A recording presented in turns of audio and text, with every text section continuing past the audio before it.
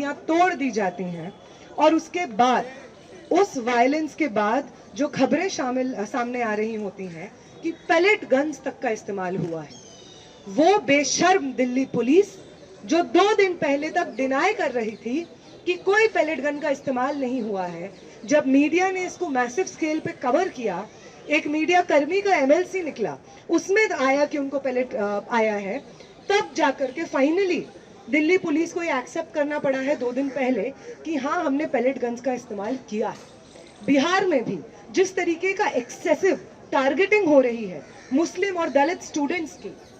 नाम पूछ करके उनको मारा पीटा जा रहा है, उनको पुलिस कस्टडी में इंटिमिडेट किया जा रहा है और अब फाइनली बेऊर में जाकर के मैक्सिमम स्टूडेंट्स को रखा गया है। ये जो टारगेटिंग हो रही है बंगाल में, जिस तरीके से स्टूडेंट्स को चिन्हित करके मुस्लिम स्टूडेंट्स को जेलों में भरा जा रहा है, और जब पूछा जाता है बंगाल की सरकार में बैठे भाजपा के लोगों से और बंगाल पुलिस से, तो उनका ये कहना है कि हम मिसक्रिएंट्स को अरेस्ट कर रहे हैं, जिन लोगों ने उस दिन हिंसा की है हम उनको अरेस्ट कर रहे हैं।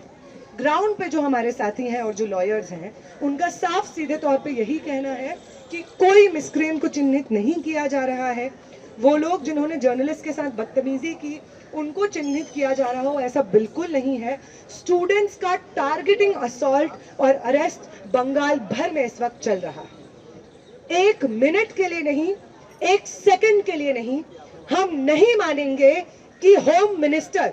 अमित शाह के एक्सप्लिसिट परमिशन और नॉलेज के बिना सेंट्रल दिल्ली में पैलेट्स चलाए गए हैं, एक पल के लिए हम मंजूर नहीं करते हैं। तमाम सरकार के लोग जो ये नैरेटिव पेडल कर रहे हैं कि हम लोगों ने इस दिन जहां पे जंतर मंतर पे प्रोटेस्ट चल रहे थे, वहां पे जिन लोगों को चिन्हित किया है उसमें 2800 लोग क्रिमिनल्स हैं, जिनका क्रिमिनल एंटीसीडेंट है। आप ये बताइए, आप दिल्ली पुलिस के लोग हैं, आपके पास पूरी व्यवस्था मौजूद है, पूरा सर्वेलेंस का सिस्टम मौजूद है, आप क्यों इंतजार कर रहे थे कि एक बड़ा प्रोटेस्ट होगा जंतर मंतर पे जिसमें सब लोग आएंगे, सारे अपराधी आएंगे और उसके बाद हम चिन्हित करेंगे? पुलिस का काम क्या ये है कि वो इंतजार करते रहे कि मुजरिम उसके पास चल के आए और तब जाके वो कोई कार्रवाई ले? और अगर ऐसा नहीं है और अगर आप ये जो 2800 का आंकड़ा बता रहे हैं वो एक बढ़ा चढ़ा करके आंकड़ा बता रहे हैं, हमारे प्रोटेस्ट को डिस्क्रेडिट करने के लिए बता रहे हैं, तो हमारा आपसे ये सवाल है कि यहाँ पे एक लंबे समय से 50 दिन के ऊपर तक यहाँ पे पीसफुल प्रोटेस्ट चले।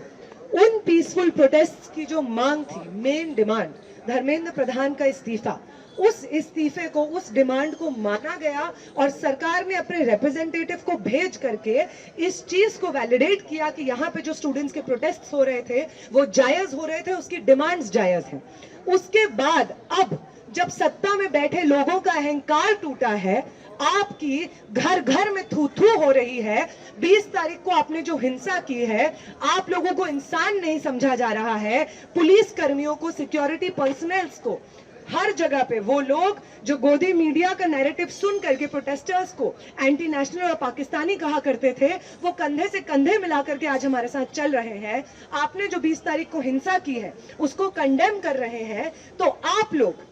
अपना बचा कुचा अहंकार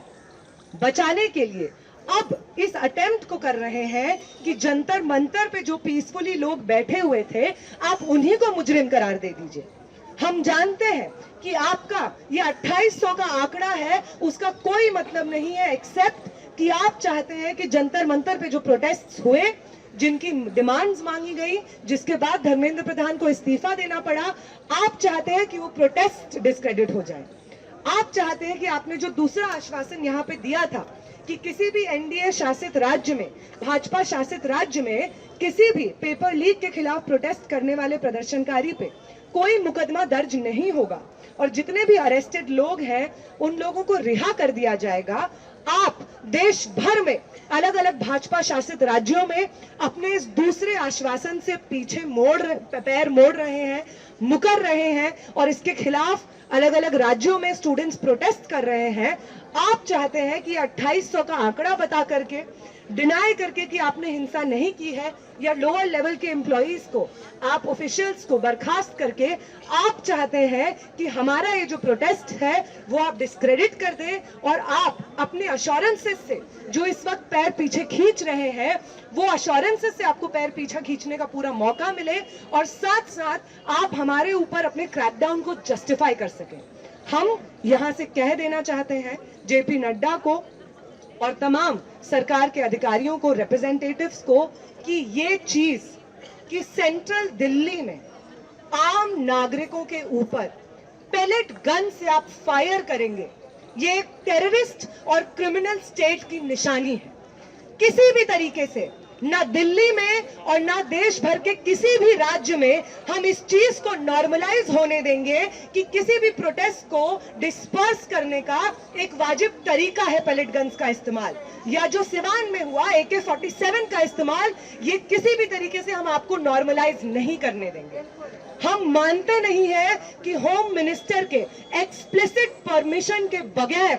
इस तरीके के ऑर्डर्स RAF ने कैरी आउट किए, दिल्ली पुलिस ने कैरी आउट किए। अगर आपको ये चीज इस पूरे जंतर मंतर पे और देश भर में जो छात्र आंदोलन चला है, अगर आपको उस छात्र आंदोलन की अच्छे से मांगे समझ नहीं आई हो तो आपको फिर से बता दिए जाते हैं। पहला, आपके निकम्मे नकारा शिक्षा मंत्री का इस्तीफा, और दूसरा, हमारे तमाम साथी जो पेपर लीक के खिलाफ लड़ रहे थे उन लोगों की जेलों से रिहाई और उनके खिलाफ दर्ज हुए तमाम मुकदमों को वापस लेना। और तीसरी चीज आप अभी सुन लीजिए, the commissioner of police of Delhi, the home minister of this country Amit Shah will not be allowed to escape without providing accountability for the pellet injuries to protesters। देश भर में जो ये एंटी मुस्लिम और एंटी दलित विच हंट हो रहा है protesters का, ये नहीं हो सकता है